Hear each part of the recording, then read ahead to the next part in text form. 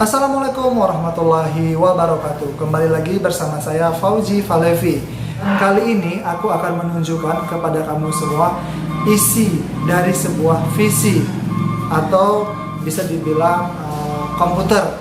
Nah, jadi di dalamnya itu ada beberapa komponen yang bisa kita kenali terlebih dahulu sebelum merakitnya. Mungkin teman-teman ada yang selama ini ingin tahu apa sih isi dari sebuah komputer itu, maka dari situ aku buat video ini. Mungkin buat teman-teman yang lain yang sudah tahu ya nggak masalah juga, sekedar mengingatkan saja. Atau nanti kalau jika aku ada salah penyebutan bisa dikasih komentarnya. Kita belajar bersama-sama, kita sharing bersama-sama terkait tentang isi dari sebuah komputer. Sebelum aku lihatkan seperti apa isinya, jangan lupa klik like, share, dan subscribe channel YouTube ini. Dan juga jangan lupa tekan tombol lonceng yang ada di bawah ini agar kamu tahu video terbaru dari aku. Follow juga Instagram aku ya. Oke, langsung aja kita menuju ke TKP.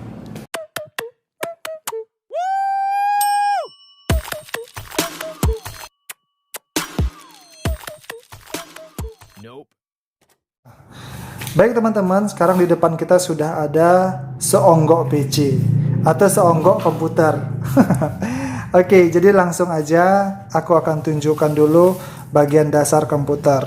Nah, bagian dasar komputer ini adalah papan komponen atau bisa dibilang motherboard atau mainboard. Itu sama saja ya. Dan mainboard ini adalah tempat menghubungkan komponen-komponen yang ada di komputer ini. Misalnya menghubungkan kipas, power supply, kemudian hard disk, CD, dan USB juga bisa dihubungkan di sini. Ini ada USB-nya. Tapi mohon maaf ya, komputer yang aku tampilkan ini tidak begitu rapi karena maklum komputer tua. Meskipun tua, tapi masih bisa digunakan. Bisa untuk kita pelajari.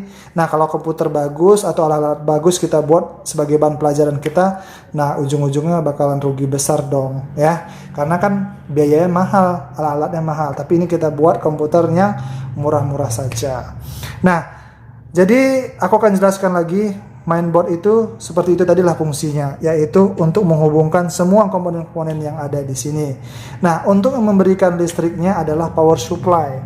Power supply ini bisa kita pilih sesuai dengan keinginan kita. Berapa tegangannya? Ada 500 watt, ada 300, ada 450. Itu tergantung yang kita butuhkan untuk mengaktifkan komponen-komponen apa aja. Ini komponen dasar ya, bukan komponen seperti PGA dan semacamnya. Itu udah komponen eksternal yang memang komputernya juga komputer yang spesifikasi yang besar. Nah, langsung aja setelah power supply ada prosesor ini berada di dalam ini ya. Kemudian kita beralih ke RAM ini adalah kepingan yang berbentuk seperti ini. Kamu sudah lihat kan gambarnya, dan ini fungsinya memberikan kecepatan dari sebuah komputer. Kalau semakin tinggi RAM-nya, semakin cepatlah komputernya. Jadi ini bisa dicabut dengan menekan ini saja. Kemudian sudah tercabut. Seperti ini bentuk RAM-nya ya. Memasangnya coba. Kalau untuk memasangnya gampang saja. Kita cuman mana tadi? Oke.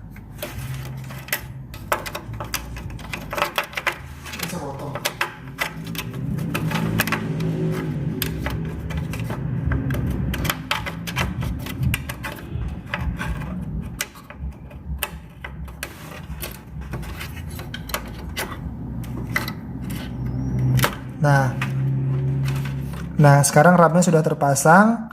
Setelah RAM ada hard disk. Hard disk ini fungsinya untuk menyimpan data-data yang ada di komputer itu sendiri, seperti musik, media, OS, dan semacamnya itu disimpan di hard disk semua. Jadi tidak begitu sulit kan untuk merakit sebuah komputer, asal kita mengenal komponen-komponen yang ada di dalam komputer tersebut. Nah, aku tambahkan lagi sedikit ya, tadi ada kelupaan. Jadi ini biasanya kabel-kabel ini dihubungkan langsung ke power supply. Nah, ketika kita membeli power supply itu langsung diberikan kabel seperti ini, dan bisa kita sambungkan sendiri langsung ke sini. Dan ini bagian untuk menghidupkan dari motherboard ini. Motherboard inilah nanti memberikan arus yang ada di komputer tersebut. Terus untuk casing ini kita pesan sesuai dengan yang kita inginkan. Jadi tanpa casing juga kita bisa membuat sebuah komputer, tapi tidak rapi terlihat ya, dan kesannya kayak amburador. Tapi kalau ini meskipun amburador di dalamnya bisa terlihat rapi dengan dibalut sebuah casing. Teman-teman, dalam merakit sebuah komputer itu kita harus mengenal lebih detail dengan komponen-komponen komputer tersebut. Di sini kebetulan saya menggunakan motherboard yang mempunyai versi LGA, dan itu LGA 775 kalau nggak salah ya. Dan itu tidak semua bisa disinkronkan dengan motherboard ini. Seperti RAM ini ada memiliki beberapa tipe, ada DDR2, DDR3, DDR4. Prosesornya juga seperti itu. Prosesor itu ada macam-macam dudukannya. Ada LGA 1151, ada LGA 775. Seperti saya gunakan ini LGA 775. Jadi tidak semua bisa komponen komputer ini disinkronkan dengan alat-alat ini. Misalnya prosesor ini harus sesuai dengan yang ada di motherboardnya, atau dudukannya itu harus ada. Mustahil ya LGA 1151 itu disinkronkan atau dipasangkan dengan LGA 775 ini, karena tidak mungkin bisa sama. Maka sebelum kita membeli prosesor itu harus melihat bentuk dudukan motherboardnya itu apa. Makanya dari situ Fauzi ingatkan, kalau mau merakit sebuah komputer untuk tahap dasar harus beli dulu motherboardnya. Setelah tahu nanti motherboardnya, akan kita ketahui juga versi dudukannya dari prosesor itu apa, jenis RAM-nya juga apa, dan komponen-komponen lain itu apa yang dibutuhkan dari sebuah motherboard itu. Maka dari tahap dasarnya kita harus beli itu dulu. Lalu power supply-nya, karena bentuk pin dari power supply ini macam-macam teman-teman ya. Ada SATA, ada ATA, hard disk juga seperti itu. Seperti itulah teman-teman dalam merakit sebuah PC. Jika ada teman-teman, kasih komentarnya ya. Terima kasih buatnya teman-teman yang sudah menonton video ini.